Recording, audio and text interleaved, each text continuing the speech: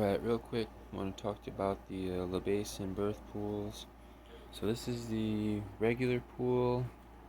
It's at 80% capacity. It's 118 gallons. This is our second pool we got. We got one a few years ago. Worked great. Only reason we're not using it now is because we had it stored upstairs in a attic in a very hot part of the earth. So concerned that it might have deteriorated some.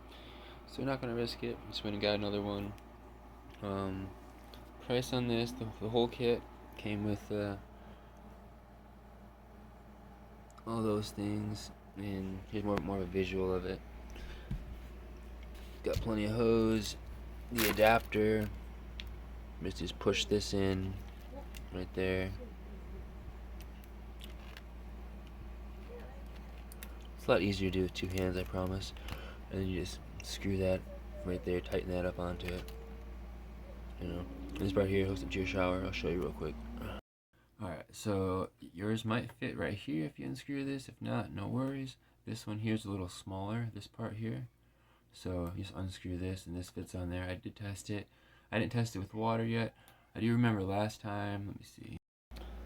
So I do remember last time, I didn't figure this part out exactly with the setup I had. So I'm gonna set that there. It's easy to do with two hands. One hand, it's freaking impossible.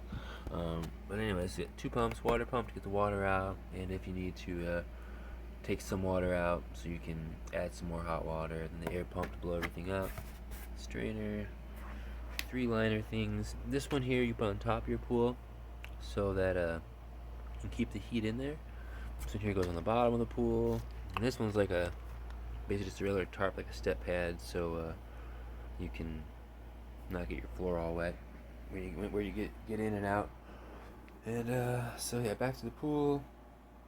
Let's see. So a couple of considerations. Well, before considerations, I don't know if I mentioned it. This thing is great though. It displaces the contractional forces wonderfully from our observation and / her experience. And no epidural needed with this route, and I'm not sure if you've ever seen what epidural is. I think you should look into it before you do it if you haven't, because it's a very long needle, like 2-3 foot long. It's very ungodly in my opinion. You should look at it.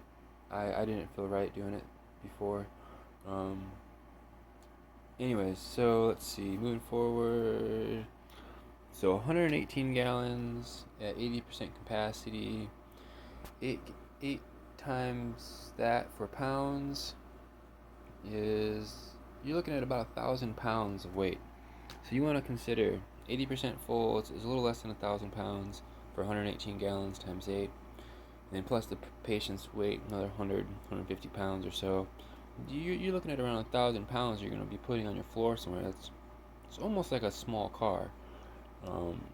So that's a lot of weight. Houses aren't really designed for that necessarily. So you want to consider that and probably not do it over a basement, and preferably on some concrete, or if you're on a single story, your slab is probably just fine. But that is something to really consider. And then also the size of your water heater and the default temperature that it's set at, because you're going to need to put, like I said, a lot of water, and you're going to need to put 100 gallons or so in here, and your water heater is only 40 gallons probably, or 30 or so. So you might need to turn it up some so you get more heat coming out of it, so that you can keep this water at about 100 degrees Fahrenheit. A little less actually, like 96 is the ideal range, or ideal temperature, though it's all about patient comfort too. So a little colder is fine because she'll be nice and warm, and so that will help kind of keep her at a good temperature herself by being a little cooler. And you don't want to be too hot because that could cause issues actually. So you don't want to be over 100 degrees so much, because that could cause like swelling, expansion kind of issues, make things too hematoma is one of the key words there too.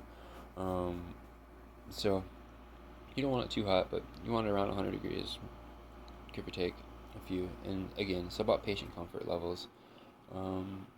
So let's see what else can I say. Don't cheap out. Don't get a kiddie pool. They lie. They say they're tall enough or deep enough, but they're not. They say 30 inches, but they include the headrest. I got one of those first, and I was disappointed because it didn't go up to as high as it needs to go, like to submerge your whole everywhere where the baby is, essentially, up to the breast line or more. And this here, they can get nicely submerged. All right, good luck, and do some research and comment.